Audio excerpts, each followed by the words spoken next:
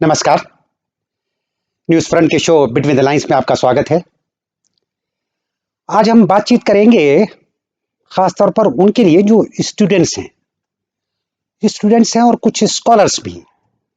हमारे साथ के जो भी स्कॉलर्स रहे हैं उनके बीच में तो ये बातचीत अक्सर हो जाया करती थी। इधर कुछ स्टूडेंट से भी बातचीत हुई तो उस बातचीत में कभी कभी ये जिक्र आता है, जबकि कोई साइंस का स्टूडेंट है, कि भाई साइंस को परिभाषित किस तरह से करते हैं वे, और क्या साइंस और टेक्नोलॉजी का जो फर्क है वो भी समझते हैं क्या, और अगर समझते हैं तो क्या समझते हैं। और अक्सर ये दिक्कत आ जाती है क्योंकि पहले से कोई बना बनाया पाठ उनके पास होता नहीं है आमतौर पर, और जो भी उनका अनुमान होता है, जो भी उनका अनुभव होता है, उस अनुभव का इस्तेमाल करके वो तत्काल कोई परिभाषित उसको करना चाहते हैं और वो कर नहीं पाते। और बहुत सारे जो स्टूडेंट्स हैं वो जरा थोड़ा आग्रह उनमें ज़्यादा होता है, वो किसी एक पहलू को लेकर उसकी चर्चा करते हैं। बहरहाल यहाँ पर आज की बातचीत अगर सिर्फ हम साइंस एंड टेक्नोलॉजी यहीं तक सीमित रखें और बहुत थोड़ा सा जिक्र करें और उनकी परिभाषा को लेकर जिक्र करें, उनके मायने को लेकर जिक्र करें, तो वो जो स्टूडेंट्स इस वक्त एडमिट होने जा रहे हैं हायर स्टडीज़ के लिए, जो भी 10वीं और 12वीं की कक्षा पास करने के बाद, हाई स्कूल और इंटरमीडिएट पास करने के बाद जो अब कॉलेजेस में जाएंगे, यूनिवर्सिटीज़ में जाएंगे, कुछ और ऐसी इंस्टीट्यूशंस में जाएंगे जो आईआईटीज़ वगैरह होंगे, उनके लिए शायद ये बात काम की हो सकती है और वो रुझान को भी बताएगी कि वो रुझान उसका साइंस या टेक्नोलॉजी में किस तरह का है। हम लोग जब पढ़ते थे तो 9th क्लास में पढ़ा दिया जाता था विज्ञान की परिभाषा, डेफिनेशन ऑफ साइंस, और हमारे जो टीचर्स थे वो बड़ा सिंपल, बड़ा एक दो लाइन की, और कई परिभाषाएं नहीं रखी जाती थी उस वक्त। आमतौर पर जो एक सर्वसम्मत प्रकार की बात हुआ करती थी उसको 9th क्लास के स्टूडेंट्स को दिक्कत भी आती है कई तरह से समझने में। तो वो ये बताया करते थे कि जो कुछ भी हम ज्ञात कर सकते हैं, जो जान सकते हैं, वह तो है ज्ञान, और जो जानना है वो अगर किसी एक विशेष क्षेत्र में हो वो है विज्ञान।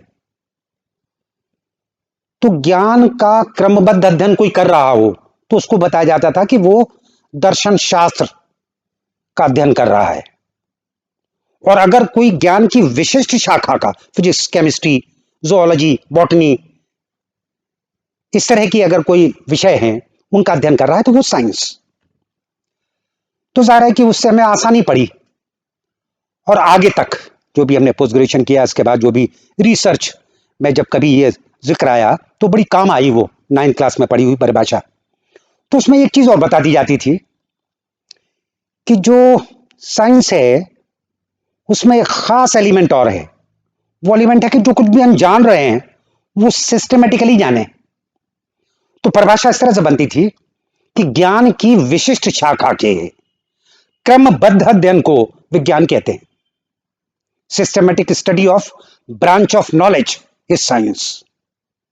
तो सिस्टमेटिक स्टडी मस्ट थी, उसमें सिस्टमेटिक स्टडी वाला जो एलिमेंट था वो सबसे ज्यादा जरूरी था, कि कोई भी विज्ञान ऐसा नहीं हो सकता जो कि सिस्टम के बगैर हो। जहां हम सिस्टम ढूंढ सकते हैं, उस सिस्टम को ढूंढने के काम में अगर हम लगेंगे तो हम विज्ञान कर रहे होंगे, हम विज्ञान का काम कर रहे होंगे। तो एक मोटा मोटा सा जो आशय वो आ गया, उसके बाद आसानी पड़ गई, और जो भी वाद विवाद कभी हुआ तो उसमें वो बहुत ज्यादा दिक्कत आई नहीं। अब ये जो बात आती है साइंस एंड टेक्नोलॉजी के फर्क की, तो वो डिक्शनरीज में मिल जाता है आजकल। अलबत्ता आज के जो स्टूडेंट्स हैं उनका रुझान कुछ शब्दों के अर्थ देखने में और ये जानने में कि भाई दूसरे लोग भी क्या समझ रहे हैं, उनकी ज्यादा रुचि इसमें नहीं है। जो कुछ भी वो समझते हैं उसको लेकर बड़ा आग्रह उनमें होता है, इसीलिए विवाद ज्यादा करते हैं, या आजकल ज्यादा विवाद हो जाता है। लेकिन बड़ी आसानी से मिलता है कि टेक्नोलॉजी इज नथिंग, जो साइंस का इस्तेमाल है किसी इंडस्ट्री के लिए, मतलब इंडस्ट्रियल पर्पस के लिए, इंडस्ट्रियल पर्पस के लिए साइंस का यूज, दैट इज टेक्नोलॉजी। बड़ी आसानी से आप इसको देखेंगे डिक्शनरीज में। यहाँ पर इंडस्ट्री का मतलब सिर्फ कारखाना या कोई ऐसा उद्यम नहीं है जो मैं देखते हैं धुएं का और मशीनों का। आमतौर पर जो उद्यम है वो किसी भी एक्टिविटी को कहते हैं जो प्रोडक्टिव हो, जो काम की हो। और काम की एक्टिविटी यानी जो समाजशास्त्री हैं, जो अर्थशास्त्री हैं, वो सब उद्यमी हैं। और वहां पर बाकायदा वो सिस्टम्स लगा रहे हैं, वो वहां पर मैथमेटिक्स लगा रहे हैं, वो वहां पर फिनोमेनन फिजिक्स भी लगा रहे हैं, और उन सब का इस्तेमाल करके वो काम कर रहे हैं अपना। तो जो साइंस है उसका यूज कहीं भी हो रहा हो, प्रोडक्टिव, उत्पादक, तो उसको हम कहने लगते हैं कि वो टेक्नोलॉजी कर रहा है, वो टेक्नोलॉजी का इस्तेमाल कर रहा है। आमतौर पर एक बीएससी का जो स्टूडेंट है और जो बीटेक का स्टूडेंट है, उसका फर्क यही है कि बीएससी का स्टूडेंट है अभी वो नॉलेज को और गेन कर रहा है, जिस भी सब्जेक्ट में वो ग्रेजुएशन कर रहा हो साइंस के फील्ड में, इसका मतलब है कि वो और ज्यादा नॉलेज ले रहा है। और टेक्नोलॉजी में अगर कर रहा है, कोई बीटेक कर रहा है या दूसरा और कोई कोर्स कर रहा है, प्रोफेशनल कोर्स कर रहा है, तो वो जितना भी उसको नॉलेज मिली है पहले, उस नॉलेज का इस्तेमाल कर रहा है वो, और उस इस्तेमाल करने के बाद कुछ कुछ चीजें प्रोड्यूस कर रहा है, सीख रहा है, वो ट्रेनिंग ले रहा है। तो आज के वो स्टूडेंट्स जो साइंस के स्टूडेंट्स हैं, आमतौर पर तो सभी साइंस के स्टूडेंट हैं, चाहे वो सोशियोलॉजी या साइकोलॉजी और दूसरे सब्जेक्ट्स पढ़ रहे हों, तो उनको अगर साइंस और टेक्नोलॉजी का ये फर्क बिल्कुल साफ साफ अगर वो लेके और बातचीत करेंगे तो आसानी पड़ेगी उनको, और खुद भी उनको तय करने में आसानी पड़ेगी कि उनका रुझान किस में ज्यादा है। क्या अभी और नॉलेज गेन करने में ज्यादा उनकी इच्छा है, या वो अब जितनी भी नॉलेज उनके पास है बस उसको अब इस्तेमाल करके और काम धंधा कोई शुरू करना चाहते हैं या कोई काम शुरू करना चाहते हैं। तो जो आज का समय है, उस समय के लिहाज से खासतौर पर जुलाई जो आने वाला है, जिसमें कि अभी एडमिशन्स लेंगे स्टूडेंट्स जो भी 10th और 12th क्लास पास करने के बाद आगे की स्टडीज करेंगे, हो सकता है कि वो ये काम की चीज दिखे। और ना सिर्फ ये यहीं तक काम की है, अगर किसी कैरियर के लिए हम ये हिसाब लगाएं कि कैरियर को तय करना कि हम आगे क्या करें, तो उसको थोड़ा सा आगे देखना पड़ता है कि कहां पर जरूरत ज्यादा पड़ेगी।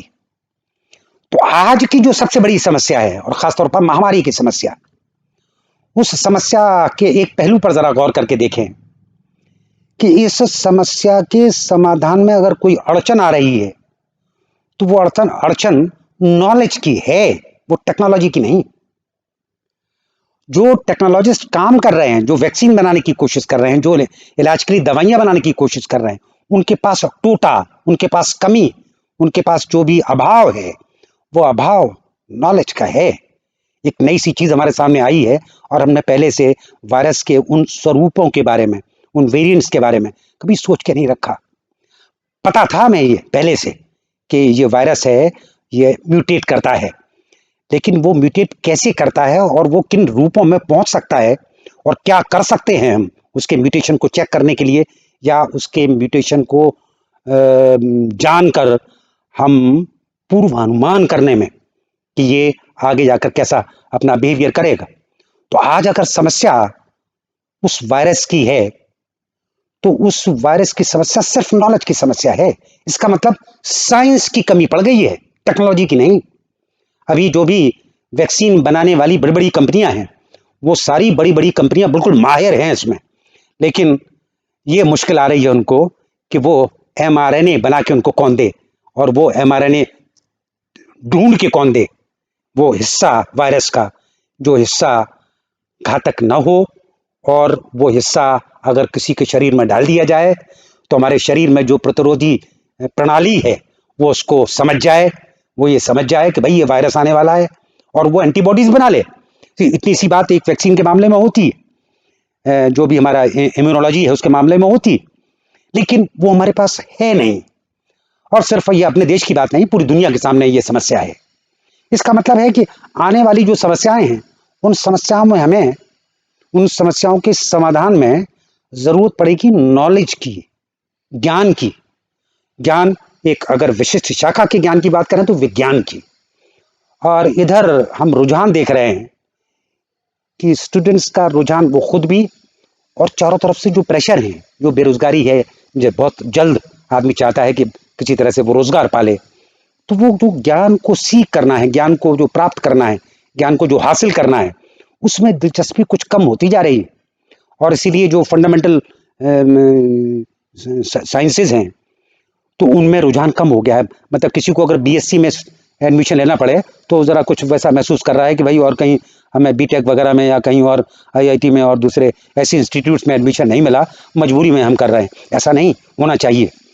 और ख़ास तौर पर जिस तरह के रिसर्चर्स की हमें ज़रूरत है, उसमें हमें नॉलेज, पर्टिकुलरली साइंस, इसकी डेवलपमेंट की ज़रूरत है। आज जो समस्या खड़ी हो गई है दुनिया के सामने, वो ये कि जितना भी संचित ज्ञान हमारे पास था उसको इस्तेमाल करने में हम लग गए और नया ज्ञान हमने क्रिएट करना छोड़ दिया या कम कर दिया। अभी जो भी लोग रिसर्चर्स काम कर रहे हैं और जो नॉलेज के फील्ड में जो नॉलेज क्रिएट कर रहे हैं, तो वो ज़रा कम दिखते हैं और वो रुझान कुछ ऐसा दिखता है जैसे कि कोई विकल्प नहीं था और उसकी वजह से ऐसा हुआ। हो सकता है कि हमारा ये सोचना गलत हो, लेकिन एक सामान्य अनुभव से जो हम देखते हैं, जो लोगों से बातचीत करते हैं, वही देखते हैं कि जो भी पीएचडीज वगैरह कर रहे हैं, जो भी रिसर्च कर रहे हैं, तो वो कुछ उस तरह से कर रहे हैं कि वो अपॉर्चुनिटी उनको शायद अपने उस स्तर पर, जिस स्तर पर वो टेक्नोलॉजी के फील्ड में जा सकते थे, वो उसमें नहीं। बहुत सारे ऐसे लोग हैं जिन्होंने बहुत पहले से ये तय कर लिया कि मैं नॉलेज के फील्ड में काम करूंगा और मैं साइंटिस्ट बनूंगा। और नो डाउट कि इस वक्त जितने भी अपने इंस्टीट्यूट्स हैं, जो बंगलुरु में इंडियन इंस्टीट्यूट ऑफ साइंस है, जाहिर है कि वहाँ जो स्टूडेंट्स हैं अभी, उन्होंने बहुत पहले से तय किया है कि मैं वहाँ जाऊँगा। और नो डाउट कि इस वक्त वो आईआईटी और जितनी भी और हमारी इंस्टीट्यूशंस हैं ऐसी जो बड़ी मशहूर हैं, उनके टक्कर का है वो, और उसका नाम आता है दुनिया में। तो ये जो साइंस है, पर्टिकुलरली साइंस के पक्ष में माहौल बनाने की ज़रूरत है। और टेक्नोलॉजी पर बात करने में हम सिर्फ इतनी सी बात करेंगे कि कुछ एग्जॉस्ट सा हो गया है, कुछ ज़्यादा सा हो गया है। अलबत्ता इसमें एक मैनेजमेंट टेक्नोलॉजी ज़रूर है, जो एक फंडामेंटल कोई टेक्नोलॉजी तो नहीं है, वो डिफरेंट जो टेक्नोलॉजीज़ हैं उनको मिलाकर एक ऐसा सिस्टम सोचने की कोशिश की कि भाई जो मैनेज करना है, जो प्रबंधन करना है, उस प्रबंधन में हम कुछ एक्सपर्ट्स पैदा करें और वैसे टेक्नोलॉजिस्ट पैदा करें। और जितने भी इंडियन इंस्टीट्यूट ऑफ मैनेजमेंट्स हैं, आईआईएम्स, तो उनकी जो हैसियत है वो कुछ छोटी मोटी हैसियत नहीं है। वहाँ एडमिशन पाने के लिए ही साइंटिफिक टेम्परामेंट के स्टूडेंट्स की ज़रूरत पड़ती है। जो भी कैट पास करके जाते हैं, अगर उनमें साइंटिफिक टेम्परामेंट नहीं है तो बड़ा मुश्किल होता है उनको वो इम्तहान पास करना। उनकी मैथमेटिक्स वो होना चाहिए मजबूत। तो ये जो पूरा सीन आज का है, उस सीन में हमें ये देख लेना चाहिए आगे हमें ज़रूरत किन चीज़ों की पड़ेगी, किन विषयों की पड़ेगी, हमें किस तरह की ज्ञान की ज़रूरत पड़ेगी। तो इस तरफ से हम एक निष्कर्ष अपना दे सकते हैं कि विज्ञान की ज़रूरत पड़ने वाली है आने वाले समय में। तो फंडामेंटल जो सब्जेक्ट्स हैं, जो फंडामेंटल नॉलेज है, उसके लिए अगर कोई कोशिश कर रहा है, इसका मतलब बहुत एडवांस है वो। धन्यवाद।